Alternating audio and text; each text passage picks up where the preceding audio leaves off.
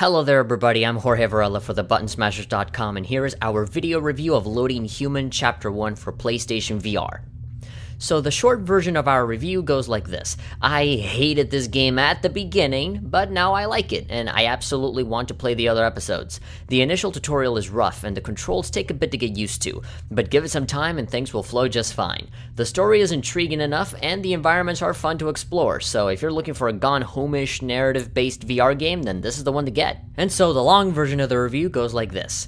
Even though virtual reality is very much a new thing, especially in a home console capacity, we're still capable of seeing a wider range of genres come forth to experiment with this new way of playing games. This time, we're looking into a game that is even more focused on narrative, similar to games like Gone Home, Tacoma, and Everybody's Gone to the Rapture. Some people might be more on the condescending side and call them walking simulators, but I believe them to be more along the lines of old adventure games than anything else, considering how it wouldn't be too different if one played any of these games with a mouse cursor instead. Regardless of how you might call them, this experience has now been heightened by the addition of VR, further immersing players into a more narrative-focused world like in the one for this episodic release. Loading Human Chapter 1 follows the story of Prometheus, a young man in a sci-fi world who is the son of a genius scientist that is also dying.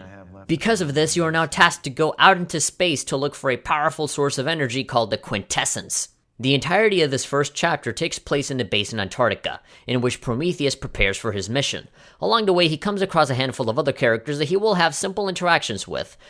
Most of this 3 to 4 hour experience is walking around and taking in the world that you have been placed in, along with paying attention to whatever is happening, since you will be questioned many times about small details that you usually wouldn't think about. All is well and good on this front, but learning how to arrive to all of these things is where you might find some speed bumps.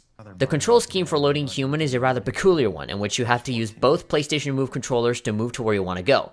You don't teleport, but rather you hold down the move button to slowly pan your way through the environment, as if you were riding around with a camera dolly attached to your feet at all times. This would occasionally cause some motion sickness, especially when standing up, so I opted to play through this entire game sitting down. Even the awkward tutorial at the beginning implies that you should be sitting at all times, despite the fact that your character is standing up and walking around 99% of the time. On top of that, you need to make some odd motions that aren't so prominent in other VR games, such as pointing one of the controllers towards your back in order to either move backwards or make a full 180-degree turn.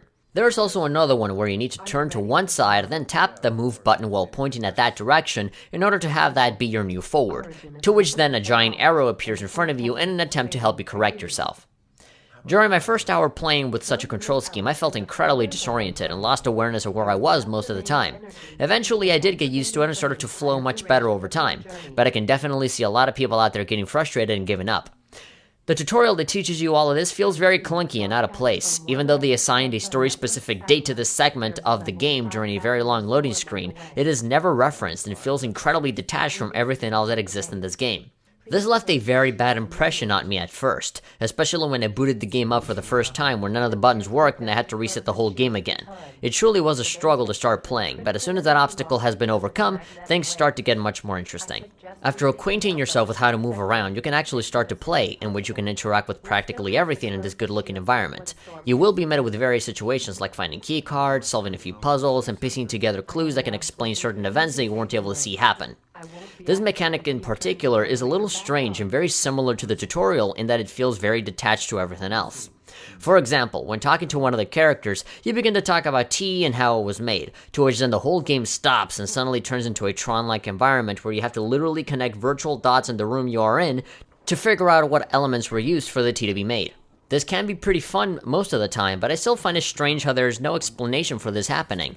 This is not some sort of superpower that the protagonist has, neither is it ever indicated that this would ever happen. It simply surprises you with it when you least expect it. It seems that this was made more for the sake of the player rather than for the sake of the characters. This is not even featured in the tutorial, which is something that I would have definitely liked to see in order to do away with the confusion. Amidst all this disorientation, I still believe that it's an intriguing game, in which I want to see where it goes. I don't wish to spoil anything, but the game definitely builds a strong ending to the chapter that implies uncertainty, fear, and some big things at stake. With this, along with the simple but fun interactions I had in the small space I was in, made me anxious to see what happens next. I'll definitely admit that the game has some rough edges and a very bumpy beginning, but everything else that is there is fun and interesting to do, simply from the fact that it's in VR. I feel that if it weren't in VR, this game wouldn't be nearly as interesting as it is. Maybe as time goes on, the virtual reality novelty will vanish, and I'll look back on this and not feel anything close to what I do now, but for the time being, I am enjoying it, and very much willing to continue with future chapters. On top of that, if you're looking for a game that'll last you longer than a 10-minute Call of Duty experience, you can count on this game to deliver some gameplay time, especially when factoring in the multiple chapters that this game will inevitably be bundled with when all of this is over. In any case, it was a bumpy start, but I ended up liking it enough to see where this goes. If any of this convinces you, then go ahead and get this for your PlayStation VR or for your Oculus Rift. This is, if anything else, a good example of how narrative-based games can continue to evolve and immerse players further into a world with a story to tell, in the same way that X-Blaze Code Embryo set a brand new standard for visual novels, another genre game that could definitely benefit from the virtual reality implementation. And they are now threatening to attack Sudan. Wow, that was fast. Alice is asking. Thank you very much for watching. If you guys enjoyed this video, be sure to give this video a like. And of course, you can go to our website, thebuttonsmasher.com. We do news, we do reviews, and if you're a fan of podcasts, then be sure to visit that site because we have a lot of them. All of that content is created by really fun people that love what they do, so we highly appreciate your support.